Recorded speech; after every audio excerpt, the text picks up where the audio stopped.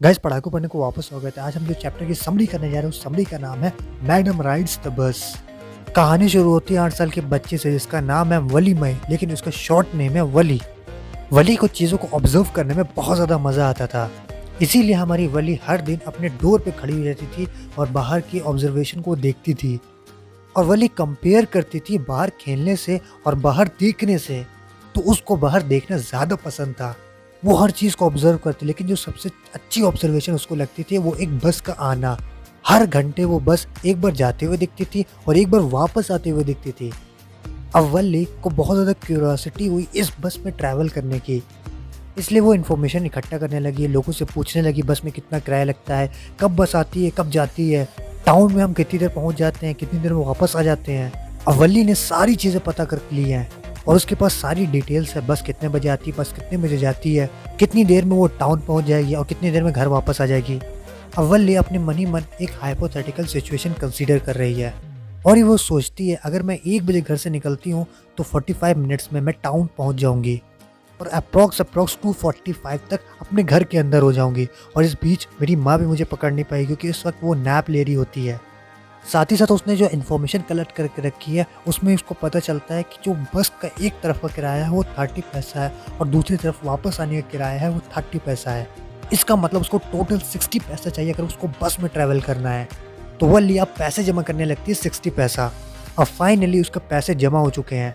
अब ठीक प्लान के हिसाब से जिस वक्त उसकी माँ नैप ले रही होती है वो निकलती है। अब वो बस को हाथ देती है, रोको।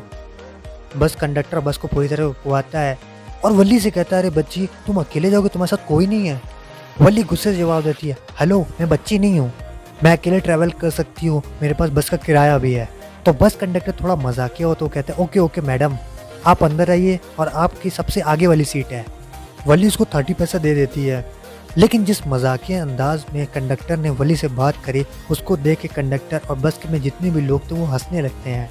लेकिन वली बिना किसी से बात करे अपनी सीट पे जाके बैठ जाती है। अब थोड़ी देर बाद बस चलने लगती है। अभी पैसेंजर को थोड़ी फिक्र तो होती है वली की कि वली अकेले ट्रैवल कर रही है, लेकिन वली हर चीज़ को इग्नोर करते हुए अपनी बस राइडिंग को एंजॉय करने लगती है।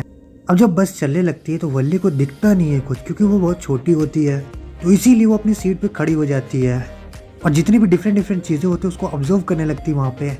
अब थोड़ी देर में बस का कंडक्टर वहाँ से कहता है अरे बच्ची तुम अपनी सीट पे बैठ जाओ, वरना कभी भी बस ब्रेक लेगी ना तुम गिर जाओगी। तो वली गुस्सा होते हुए कहती है अरे मैं बच्ची नहीं हूँ और वैसे भी मैंने आपको 30 पैसे दे दिए हैं और आपने मुझको अब तक टिकट नहीं दी है। तो फिर से मिमिक्री आवाज़ में करते हुए बस से कंडक्टर कहता है ओके ओके मैडम, मैं भी कितना बेवकूफ़ हूँ। अब वो बस कंडक्टर वली को टिकट काट के दे देता है। वली बताती है कितनी स्मूथली बस चल रहा है, बस फास्ट तो है लेकिन स्मूथ चल रहा है। जब भी कोई ट्री आता है वो थोड़ा रुक जाता है लेकिन वहाँ से स्मूथली निकल जाते हैं हम लोग। अब दूर दूर तक सिर्फ ग्रीनरी दिख रहा है, पेड़ ही पेड़ दिख रहे हैं और वली इस राइड को बहुत ज़्यादा एंजॉय कर रही है। अब वो देखती है गाड़ी है जो धीरे धीरे बड़ी हो रही है। यहाँ पे वो बात कर रही है ट्रेन की, क्योंकि जब भी ट्रेन हमसे दूर होती है तो हमें छोटी दिखती है और जैसे पास आने लगती है वो हमें बड़ी दिखने लगती है। फाइनली वो लोग रेलवे क्रॉसिंग पार करते हैं। अब एक जगह बस जाके वहीं रुक जाती है, वहाँ पर कुछ नए पैसेंजर दोबारा चढ़ते हैं।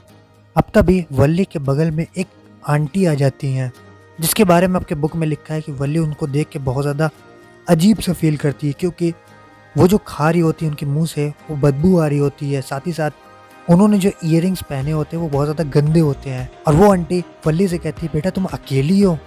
तो वली जवाब में कहती है आंटी मैं छोटी नहीं हूँ, मैंने भी 30 पैसे दिए बस में ट्रैवल करने का। उस लेडी को वली की फिक्र तो होती है लेकिन वली उनको इग्नोर करके अपना दोबारा एंजॉय करने लगती है बाहर के सीन को। अब अचानक से वली देखती है कि एक काऊ है जो अपनी पूंछ को उठा के इधर उधर भाग रही है। अगर वो किसी गाड़ी के सामने आ जाती है तो गाड़ी वाले रोक देते हैं और जब गाड़ी वाले हॉर्न बजाते हैं तो वो और भी ज़्यादा डर जाती है और इधर उधर भागने लगती है। ये सीन देख के बच्ची बहुत ज़्यादा हंसने लगती है, बहुत हंसती है और तब तक हंसती रहती है जब तक उसकी आंखों में आंसू नहीं आ जाते हैं। तभी बस का कंडक्टर मजाकिया अंदाज में कहता है अरे मैडम आज पूरा ही हंस लोगी क्या, कल के लिए कुछ हंसी छोड़ दो। अब बस थोड़ी देर बाद अपने फाइनल डेस्टिनेशन में पहुंच जाती है, वहाँ पर सारे पैसेंजर उतरने लगते हैं। तो बस का कंडक्टर कहता है अब आपको भी उतरना पड़ेगा मैडम, क्योंकि जितना आपने किराया दिया था वो यहीं तक का था। वली कहती है नहीं नहीं मेरे को नहीं उतरना है, ये लो 30 पैसे, मेरी वापस जाने की टिकट दोबारा काट दो। अब बस कंडक्टर कहता है तुम इतनी दूर से आई हो, कुछ तो बाहर देखो, बाहर एंजॉय करो। यहाँ पे कपड़े हैं, टॉयज़ हैं, झूले हैं, खाने पीने का भी काफ़ी सामान है। वल्ली कहती है नहीं नहीं, मुझे तो बस बस में राइड करना था। बस कंडक्टर कहता है चलो चलो कोई बात नहीं, मेरे तरफ से तुम कोल्ड ड्रिंक पी लो, इसकी तुम्हें पे करने की भी ज़रूरत नहीं है। वल्ली कहती है नहीं नहीं, मेरे को कुछ नहीं पीना है, मुझे बस वापस जाना है। अब थोड़ी देर बाद बस में अगेन पैसेंजर बैठने लगते हैं और बस एक बार फिर से चलने लगती है। अब फिर से वल्ली बहुत ज़्यादा इंजॉय करती है बस की राइड को। लेकिन जब वो वापस आ रही होती है ना, तो वहाँ पर उसको एक काऊ मरी हुई मिलती है। अब ये देख के वल्ली बहुत ज़्यादा दुखी हो जाती है और वो कंडक्टर से पूछती है क्या वो वही काऊ है जो उस समय इतना उछल रही थी। तो कंडक्टर कहता है हाँ वो वही काऊ है। अब वल्ली को बहुत ज़्यादा तकलीफ होती है इस इंसिडेंट पे। अब फाइनली वल्ली जहाँ से चढ़ी थी वहाँ पे उतर जाती है और कंडक्टर से कहती है हम दोबारा मिलेंगे। तो कंडक्टर कहता है यस मैडम, जब भी आपकी इच्छा हो वापस आने की आप दोबारा राइड कर सकती हैं हमारे साथ। तो वल्ली मुस्कुराती है और चली जाती है अपने घर की ओर। अब जब वल्ली घर पहुँचती है तो उसकी माँ उसकी आंट के साथ बात कर रही होती है। तो वल्ली की आंट कहती है तुम कहाँ थी इतनी देर से। वल्ली के आंट के पूछने का अंदाज इस तरह सा था कि वो उससे कुछ आंसर नहीं चाह रही थी और वल्ली भी कुछ आंसर नहीं देती, मुस्कुरा के अंदर चली जाती है। तभी वल्ली की माँ आंट से कहती है हाँ आप ठीक कह रहे हो, ये संसार बहुत बड़ा है, हम उसके बारे में पूरी तरह नहीं जान सकते हैं। अगर हम थोड़ा बहुत जान भी लेते हैं तो पूरी तरीके नहीं जान पाते हैं उस चीज़ के बारे में। तो वल्ली ये बात सुन रही होती है, मुस्कुराए कहती है हाँ आप ठीक कह रही हैं। तो वल्ली की माँ कहती है तुम कैसे कह सकती हो ऐसा। तभी उसकी आंट कहती है अरे ये बच्ची तो ऐसे बात कर रही है जैसे वो ग्रोन अप लेडी हो। वल्ली मुस्कुराती है लेकिन वो छुप के मुस्कुराती है, कहीं उसको कोई देख ना ले। और वो इसलिए मुस्कुरा रही होती है हाँ इनको भी कैसे पता चलेगा, मैं अभी बाहर से आई हूँ। तो फाइनली ये कहानी हमारी यहीं पर समाप्त हो जाती है। गाइस समझ आपको कैसे लगे नीचे कमेंट बॉक्स में राय बताना भूलिएगा। ऐसी अमेजिंग वीडियो के लिए चैनल को सब्सक्राइब कर लीजिए। See you my next video, bye bye, take care.